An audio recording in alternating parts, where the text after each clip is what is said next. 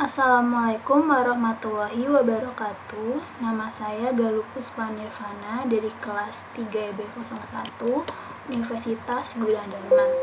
Untuk memenuhi tugas mata kuliah akuntansi internasional, di video ini saya akan membahas tentang perbedaan penerapan akuntansi di negara Amerika Serikat, Brunei, dan Indonesia. Untuk negara yang pertama, kita akan membahas negara Indonesia terlebih dahulu.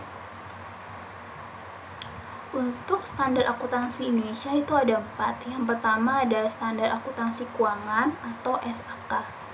SAK digunakan untuk suatu badan yang memiliki akuntabilitas pabrik, yaitu badan yang terdaftar atau masih dalam proses pendaftaran di pasar modal, seperti yang menggunakan dana masyarakat seperti asuransi, perbankan, dan dana pensiun. Kemudian yang kedua ada SAK etap atau standar akuntansi keuangan badan usaha tanpa akuntabilitas pabrik. Nah, SAK etap ini digunakan untuk suatu badan yang tidak memiliki akuntabilitas pabrik dalam penyusun laporan keuangan. SAK etap juga mengikuti standar yang telah ditetapkan oleh IFRS, khususnya untuk usaha di bidang kecil menengah. SAK etap ini sudah mulai dikeluarkan pada tahun 2009 dan mulai efektif berjalan sejak tahun 2011.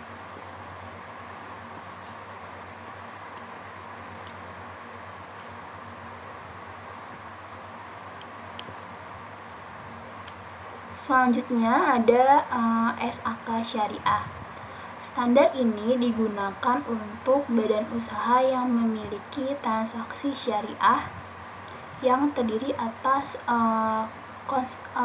kerangka konseptual penyusunan dan pengungkapan laporan. Nah, transaksi keuangan ini dapat berupa mudharabah, muawahah, salam, ijarah, dan istisna. Kemudian yang keempat ada standar akuntansi pemerintahan atau SAP. SAP dinyatakan dalam bentuk pernyataan standar akuntansi yang dilengkapi dengan pengantar standar akuntansi pemerintah dan disusun mengacu kepada kerangka konseptual akuntansi pemerintah. Standar ini digunakan untuk menyusun laporan keuangan instansi pemerintah. SAP ini berbasis kas menuju aktual sampai pada tahun 2014.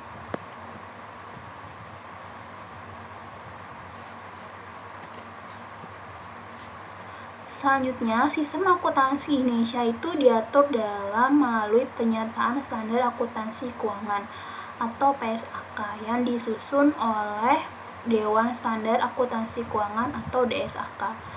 Sistem ini diadopsi dari standar keuangan yang dibuat oleh International Accounting Standard Board atau IASB. Saat ini Indonesia sudah mulai menerapkan International Financial Reporting Standard dalam pencatatan laporan keuangan. IFRS menjadi acuan utama dalam konvergensi pelaporan keuangan global.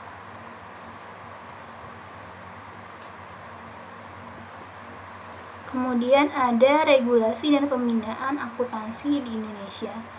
Pengaturan akuntansi di Indonesia oleh Ikatan Akuntan Indonesia atau IAI di bawah pengawasan Departemen Keuangan. IAI membawahi Institut Akuntan Publik Indonesia untuk menyusun standar akuntansi keuangan dan standar profesional akuntan publik. Kemudian ada komponen pelaporannya, itu ada neraca, perhitungan laba rugi, laporan arus kas, laporan perubahan ekuitas, serta catatan pada laporan keuangan. Untuk pengukuran akuntansi di Indonesia itu menggunakan yang pertama konsep matching, yang kedua penggabungan usaha menggunakan metode penyatuan kepentingan atau pooling of interest, dan metode pembelian.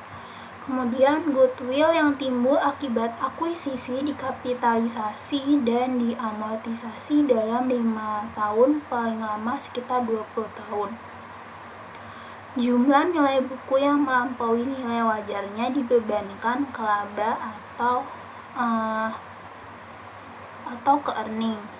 Yang terakhir, joint venture menggunakan metode ekuitas. Untuk negara selanjutnya itu dari negara Amerika Serikat. Standar akuntansi negara Amerika Serikat yaitu pada tahun 2002 melalui Norway Agreement, FASB dan IASB sepakat mengkonvergensikan GAAP milik FASB dan IFRS untuk ditandatangani Undang-Undang Sarbanes-Oxley Act dalam pembentukan organisasi nirlaba untuk mengatur audit dan auditor perusahaan publik. Sistem AS tidak memiliki ketentuan hukum secara umum mengenai penerbitan laporan keuangan yang diaudit secara periodik.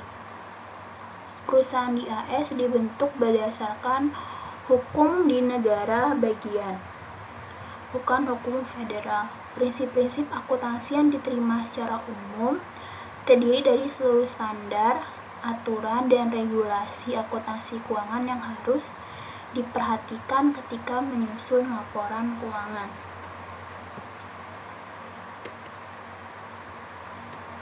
Selanjutnya ada komponen pelaporan akuntansi di Amerika Serikat.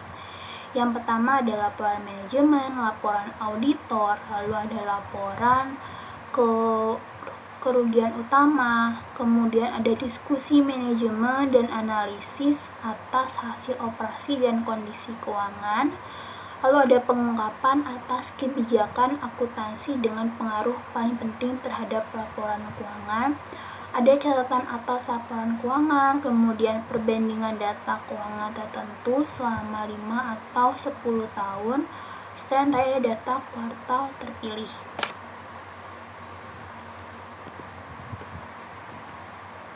Kemudian untuk pengukuran akuntansinya, aturan pengukuran akuntansi Amerika Serikat mengasumsikan bahwa suatu entitas usaha akan terus melangsungkan usahanya menggunakan biaya historis untuk menilai aktiva berwujud dan tidak berwujud.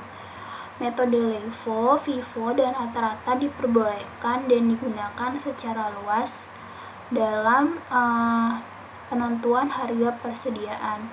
LIFO yang populer karena dapat digunakan untuk keperluan pajak. Pajak penghasilan dihitung dengan menggunakan metode kewajiban. Negara selanjutnya itu adalah negara Brunei Darussalam. Untuk standar keuangannya sendiri, yang pertama itu ada 2, standar pelaporan keuangan internasional atau IFRS. Standar pelaporan keuangan internasional yang dikeluarkan oleh Dewan Standar Akuntansi Internasional atau IASB untuk semua entitas yang memiliki akuntabilitas publik di Brunei mulai pada 1 Januari 2014. Yang kemudian ada Standar Pelaporan Keuangan Internasional atau IFRS. Standar Akuntansi Brunei Darussalam dikeluarkan oleh BDASC untuk entitas lain yang tidak memiliki akuntabilitas publik di Brunei dan berlaku pada 1 Januari 2018.